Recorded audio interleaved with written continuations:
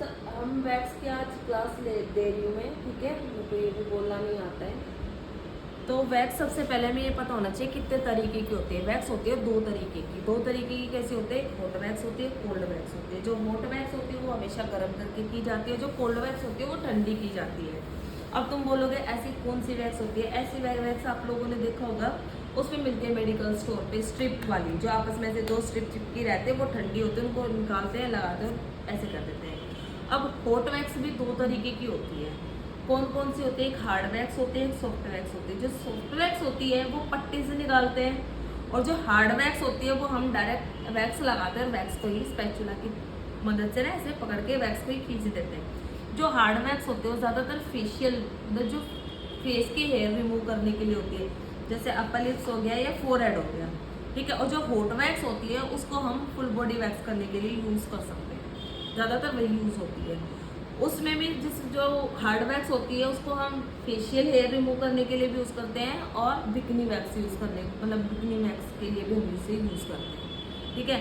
और hot wax भी हम बीबी वैक्स के लिए यूज़ कर सकते हैं अगर हमें अच्छे से आती है तो, ठीक है। अब वैक्स करने का सबसे आसान और बढ़िया तरीका कौन सा होता है कि सबसे पहले ना हमें ये पता होना चाहिए कि हमारा जो हेयर है वो किसकी तरफ होता है। देखो, ये जो हमारा हाथ होता है, ये हमारा हाथ है।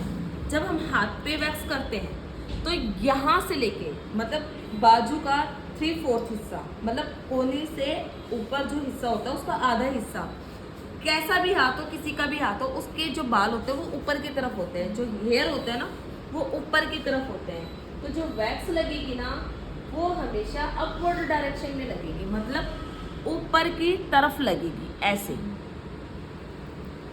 ठीक है। और जो वैक्स ये लगने के बाद में जो निकलेगी वो कैसे निकलेगी? नीचे की तरफ निकलेगी। बहुत से लोगों को देखा होगा तुम लोगों ने, नीचे की तरफ लगाया और ऐसे पट्टी खींच दी, उसमें हेयर ग्रोथ टूटता है।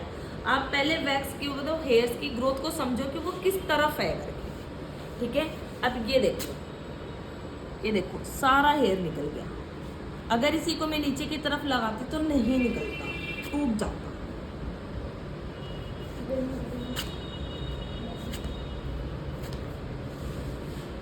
जब भी हम पट्टी यूज़ करेंगे, ऐसे लगाएंगे, ऐसे दबाएंगे, और हमें पट्टी कैसे खींचनी है? स्ट्रेक करके, मतलब जो हमारी पट्टी खींचेगी ना वो 30 एंगल के डायरेक्शन में खींचेगी, ऐसे ऐसे नहीं खींचेगी, 60 पे नहीं जाएगी, पट्टी ऐसे जाएगी। अगर हम इसी पट्टी को ऐसे खींचेंगे तो ग्रोथ भी टूटेगी और पेन भी होगा।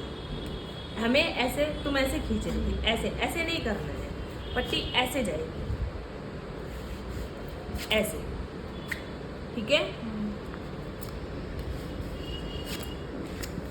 और जब भी हम वैक्स करेंगे उसके बाद में वैक्स लगाते हैं, जैसे अब यहाँ का जो हेयर आ गया वो हमारा राउंड डायरेक्शन में आ गया, तो हमारी वैक्स राउंड डायरेक्शन में ही लगेगी, ऐसे,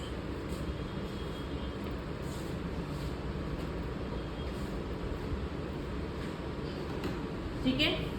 इसमें जब हमारी वैक्स लगेगी तो हमें हाथ टाइट रखना है, जितना स्किन टाइट होगी उतनी ही अच्छे से ग्रोथ निकलेगी।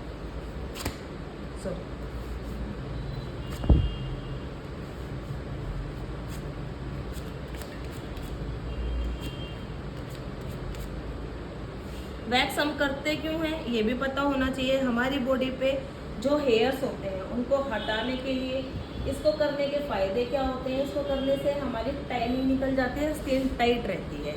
रेजर करने से हमेशा हार्ड हेयर आते हैं, तो उससे बचने के लिए भी टाइनिंग सारी निकल जाती है, स्किन मुलायम होती है, अच्छी रहती है। अब हमारे जो हेयर की ग्रोथ होगी ना वो नीचे से ऊपर की तरफ होगी, तो हम इस तरीके से वैक्स लगाएंगे।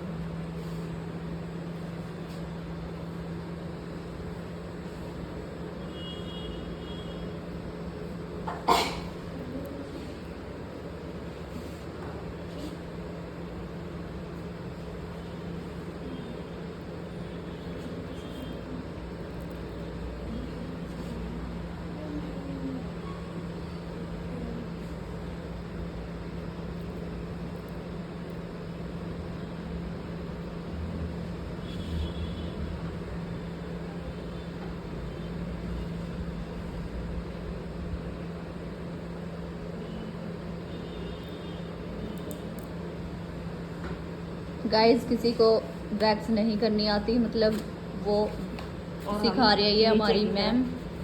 खींच लेंगे। इसको आप इजीली घर पे भी कर सकते हो, अपने आप भी कर सकते हो अगर आपको तरीका पता है तो। हाँ, ये चीज़ भी बोलना सही है, क्योंकि लोग सेल्फ के लिए ज़्यादा देखते हैं वीडियो, जिसको पार्लर जाना होता है।